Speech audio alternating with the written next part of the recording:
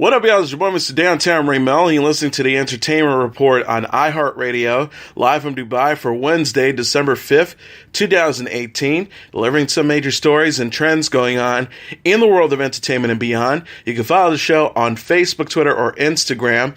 Facebook.com/The Entertainment Report with Ray Melo, that's RAYMELO, on Twitter at The Enter Report, or on Instagram at The Entertainment Report. You can listen to the show anytime you want on iHeartRadio. Just go to iHeart.com or your iHeart phone app, search for The Entertainment Report, and it'll take you to the page.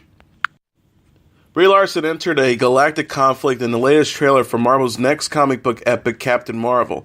The clip released Monday explores Captain Marvel's origins and how she was recruited and given powers by an alien race of noble warrior heroes known as the Kree following a crash landing in a fighter jet.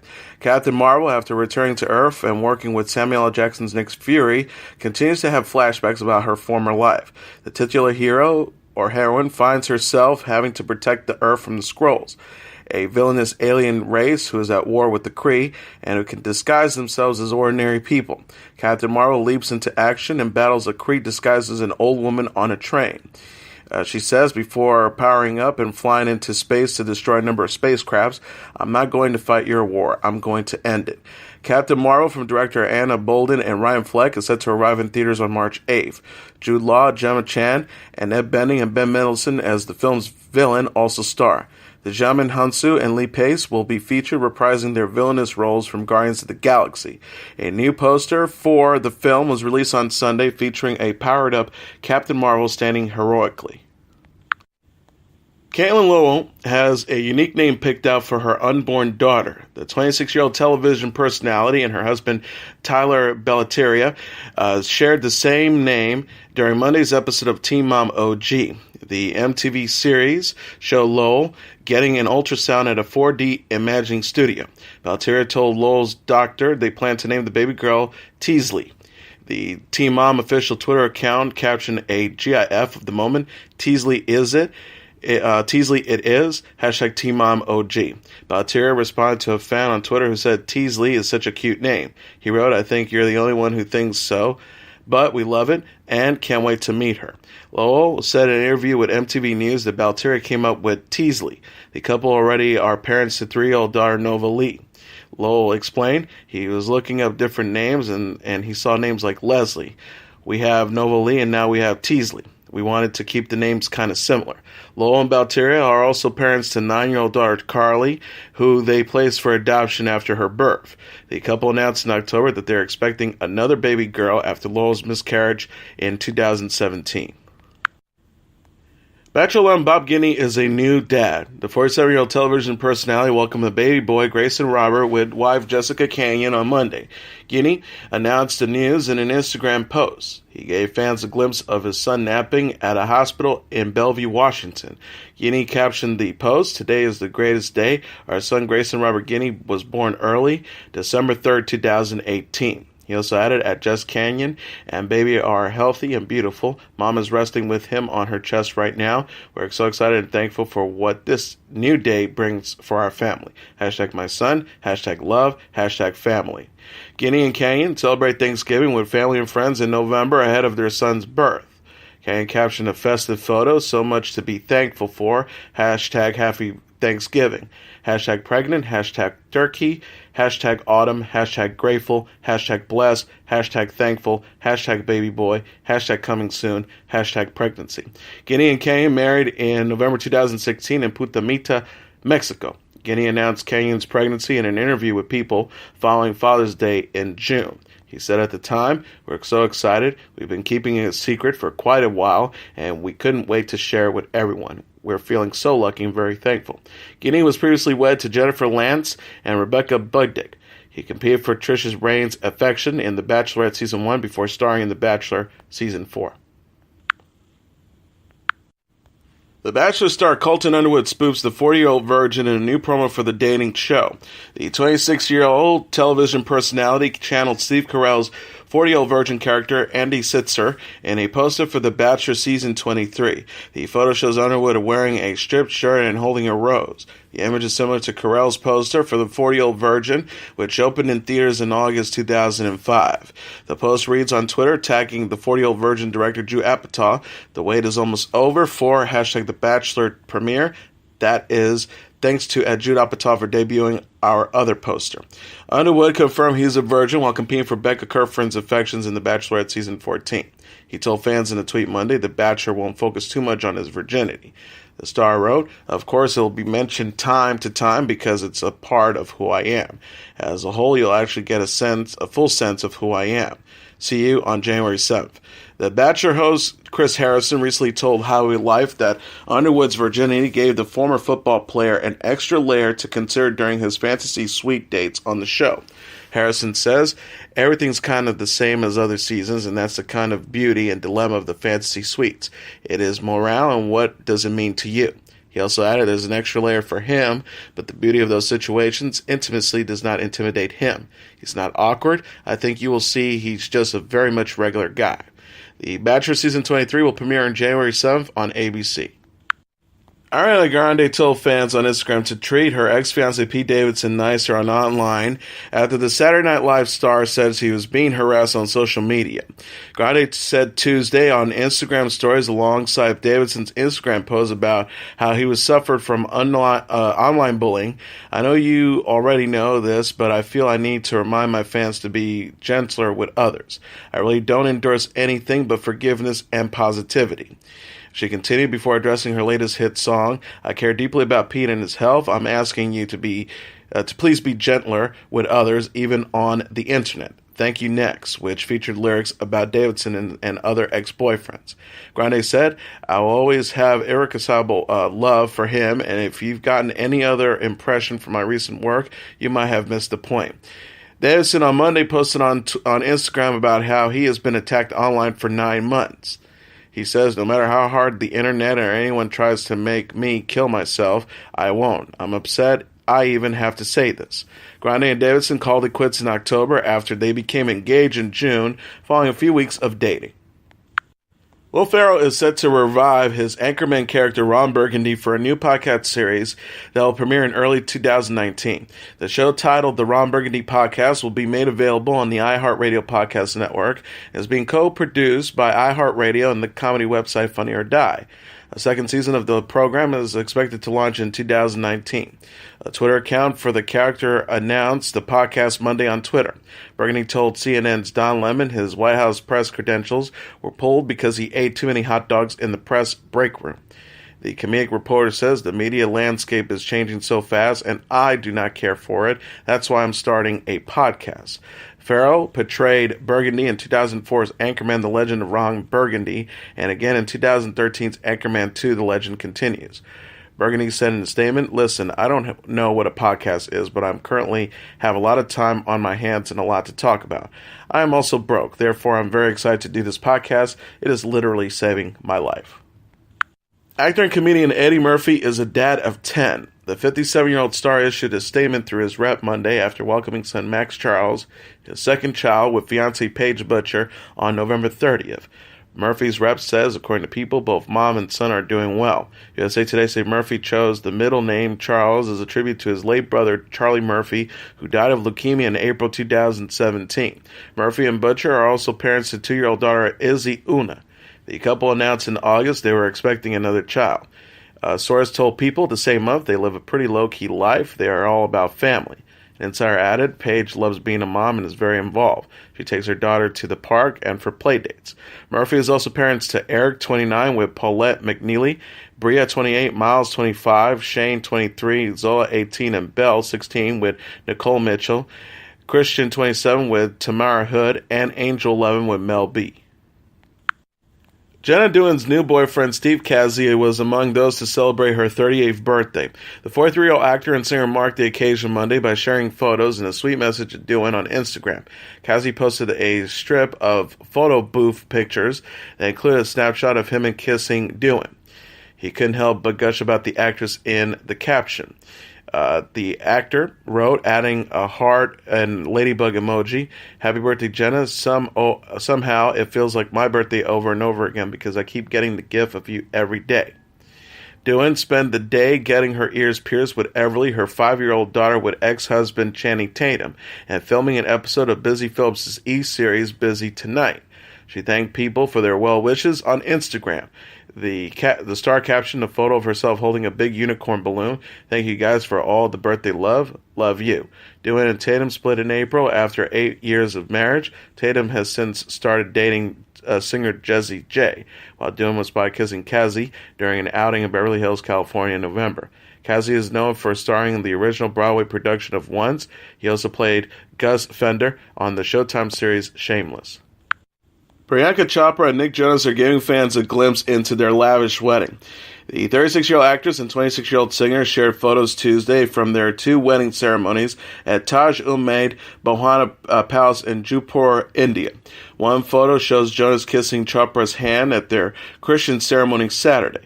The actress wears her custom Ralph Lauren wedding gown, which featured 2 million mother-of-pearl sequins and a 75-foot tulle veil, according to Hello. Chopra captioned the post on Instagram, and Forever Starts Now, and Nick Jonas. Another picture shows Chopra and Jonas holding hands as they stand face-to-face at their Hindu ceremony Sunday. Chopra wore a rag lehenga, a traditional Indian garment from designer Sabyasachi Mukherjee. Jonas wrote on his account, "Happiest day of my life at Priyanka Chopra." Chopra told people it was a special experience to have 2 ceremonies honoring her and Jonas's different backgrounds. Chopra said, "It melted my heart. Being able to have 2 big weddings in India with our closest family and friends was unbelievably special." She added, "I love that our wedding was a religious mashup. We took beautiful traditions that we both grew up with and personalized them in a way that made sense to us." Jonas says his emotions were running especially high during the Christian ceremony. He says, you think your whole life is about that moment. Honestly, I could have not imagined it would be as perfect as it was. It was highly emotional."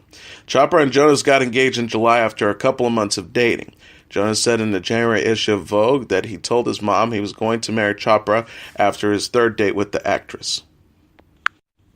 Kanye West apologized on Twitter for using his phone during a performance of the Cher Show, a Broadway musical about the singer's life and career. West's apology came after he was called out on the social media site for using his phone by actor Jared Spector, who portrays Sonny Bono in the show. The rapper attended the official opening of the Cher Show at the Neil Simon Theater in New York on Monday alongside his wife, Kim Kardashian, a noted Cher fan. Spector says, "Hey, Kanye West, so cool that you're here at the Cher Show. If you look up from your cell phone, you'll see we're doing a show up here. It's opening night, kind of a big deal for us. Thank you so much." West said in response to Spector, "The dynamic of Cher and Sonny's relationship made Kim and I grab each other's hand and sing 'I Got You, Babe.' Please pardon my lack of etiquette. We have so much appreciation for the energy you guys put into making this masterpiece." Kardashian also praised the musical on Twitter. She wrote, "The Cher Show was so good. I learned so much about her that I didn't know. She really opened up about her life, and all the actors were so good. You'll have to check it when you're in New York City. We had the best time." Cher was recently among this year's recipients at the 41st Annual Kennedy Center Honors Gala in Washington, D.C. Ryan Reynolds loves being a dad to his 2 young daughters. The 42-year-old discussed 4-year-old James and 2-year-old Inez with his children with Blake Lively on Tuesday's episode of the Ellen DeGeneres Show. Reynolds said as a parenthood, "It's kind of made me a better person, I think. I sort of miss being horrible." He jokingly added, "It's hard. It's always a challenge with 2 kids. I think of blinking now like tiny little breaks, but it's a dream. They're the best. They're my buddies. I love it." The Deadpool star teased the possibility of a 3rd child after jokingly saying he's only had sex with Lively twice. He says it's just cynical, hoping for a 3rd soon.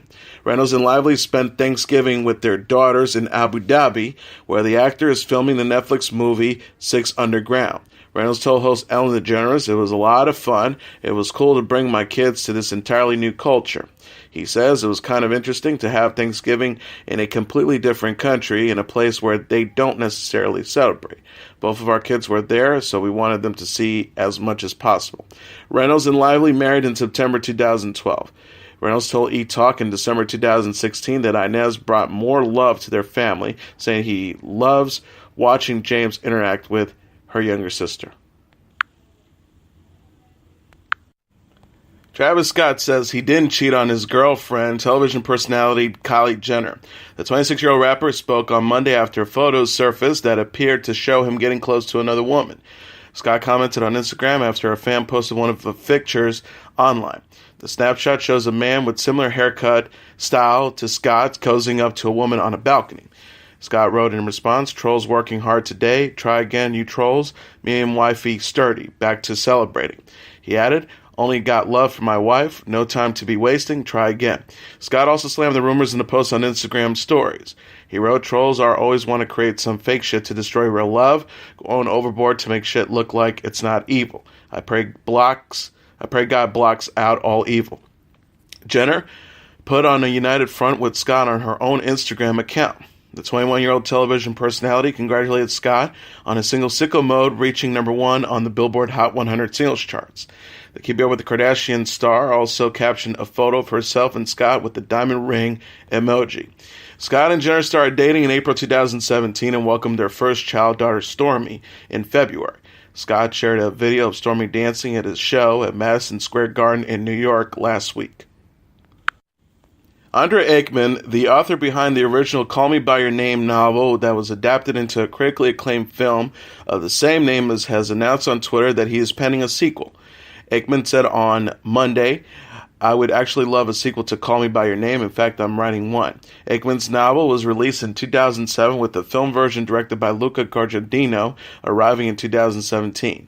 Armie Hammer and Timothée Chalamet star in the lead roles as 24-year-old Oliver and 17-year-old Elo, respectively, who fall in love with each other.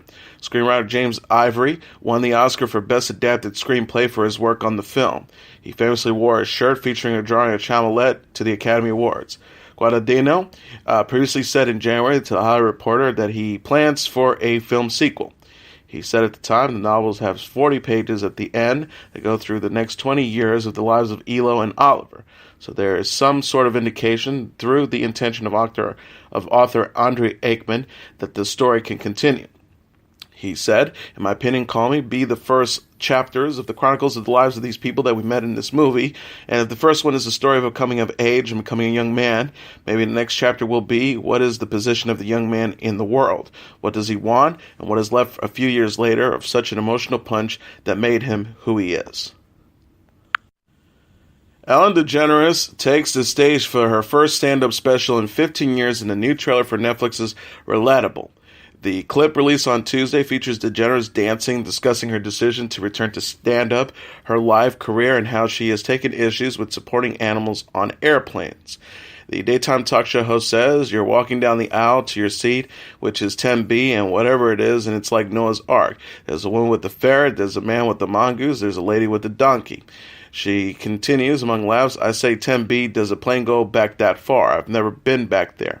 Relatable is set to arrive on Netflix on December 18th. DeGeneres previously announced the premiere date during a comedic video of herself calling all of her celebrity friends to tell them about this special, including U2's Bono, Reese Witherspoon, former President Barack Obama, and Oprah Winfrey. Lindsay Lohan says she misread the situation with the family who appeared in a viral video of her getting punched in the face. The 32-year-old actress said in an interview with Paper published Monday that she learned since live streaming a video of herself accosting the family whom she believed to be Syrian refugees. Lohan was live streaming in September when she approached a family with 2 sons on the streets. She accused the parents of human trafficking after they rebuffed her offer of help and was struck by the boy's mom. The star says, "I recently made the mistake of having my phone recording live video, and that I learned from." The Mean Girls star says her instinct was to erase the video and throw it in the trash, but was unable to in the age of social media. She said through her rep after the interview, "I read the situation wrong, I've learned from it, and that's all I have to say." TMZ said Lohan was in Moscow during her run-in with the family in question. She spoke in Arabic and heavily accented English, at one point accusing the family of ruining Arabic culture. Lohan told Paper that she's been enjoying a quiet and private life in Dubai, where she's been living for the past few years. She will return to TV in the new MTV series Lohan's Beach Club, which premieres January 8th. BTS member Jin is feeling grateful for the group's fans on his 26th birthday. The South Korean singer penned a sweet handwritten letter to the boy band's fans, known as the Army, on his birthday Tuesday. He wrote, according to the Korea Herald, "I'm happy not only because it's my birthday, but mainly because Army members are happy celebrating my birthday together." Jin thanked Army for its support of BTS, which won the Daesang, or Grand Prize, and 4 other awards at the 2018 Asia Artist Awards last week. The K-pop star said, according to All K-pop, "I'm so happy with the Daesang, but I'm so happy about the popularity award that resulted from the hard work of our Army. Thank you so much, Army." He added in English, "Sorry for my international Army that I am not good at English, but I love you." BTS, released the album Love Yourself Answer in August, will next perform Saturday in Taiwan on its Love Yourself World Tour. The group released a music video with Steve Aoki for the new song Wasted on Me in November. The Korea Herald reported Tuesday that BTS's agency, Big Hit Entertainment, has trademarked BTS and Army in light of the group's success. The company previously trademarked Bangtan Song Yeongdang, the group's Korean name, and Bangtan Boys. And now let's take a look at what happened on this date in entertainment history. On this date in 2000, several weeks ahead of the film itself, the Oh Brother Where Art Thou soundtrack would catch on slowly, but it would eventually sell upward of 7 million copies, winning a broad new audience for contemporary artists performing a style of American music bluegrass that had been absent from the pop charts for 5 decades or more. Of the hugely popular album, widely credited with sparkling and major resurgence of interest in her chosen musical genre, the bluegrass artist Rhonda Vincent said to the Los Angeles Times in 2002, "To me, the Oh Brother Where Art Thou soundtrack is not bluegrass, but as long as people love the music, who cares what it's called?" Written and directed by Joel Ethan Coen, Oh Brother Where Art Thou was the loose adaptation of Homer's Odyssey, starring George Clooney as the fast-talking escaped convict Ulysses Everett McGill, who must survive encounters with sirens, a cyclops, and a posse of hooded Klansmen on an epic journey home to Ithaca, Mississippi, to prevent his wife, Penny, from marrying another man. Deciding early on to employ a soundtrack appropriate to the film's setting in the Depression-era South, the Coen brothers enlisted songwriter-producer T-Bone Burnett to find the right music, and he found it in Nashville, though not within the country music establishment. As the soundtrack's liner notes put it, the sound that Burnett and the Coens were looking for was the sound of country music before the infidels of Nashville's Musical Row expropriated that term to describe watered-down pop rock with greeting card lyrics. They found that sound alive and well in the capable hands of musicians whose roots date back across decades. Ralph Stanley and the Fairfield Four, for instance, and others who have made their careers working in a country vernacular far older than themselves. Gillian Welch, Alison Krauss, and Emmylou Harris, most prominently among them. Using musicians, Burnett completed work on the soundtrack to Oh Brother Where Art Thou, but before the first frame of the film was shot. And the Coens consciously built many memorable scenes around songs like Krauss's rendition of Down to the River to Pray and Man of Constant Sorrow by the fictitious Soggy Bottom Boys, featuring the real-life Dan Minsky and Ron Block. And as your entertainment report for Wednesday, December 5th, 2018, I'm your host, Mr. Downtown Ray Melo. I'll be back tomorrow to deliver some major stories and trends going on in the world of entertainment and beyond. You can follow the show on Facebook, Twitter, or Instagram. Facebook.com/The Entertainment Report with Ray Melo. That's RAYMLO. On Twitter at The Enter Report, or on Instagram at The Entertainment Report. You can listen to this episode or any previous episodes of The Entertainment Report anytime you want on iHeartRadio. Just go to iHeart.com or your iHeart phone app, search for The Entertainment Report, and it'll take you to the page. Good night, and God bless you all.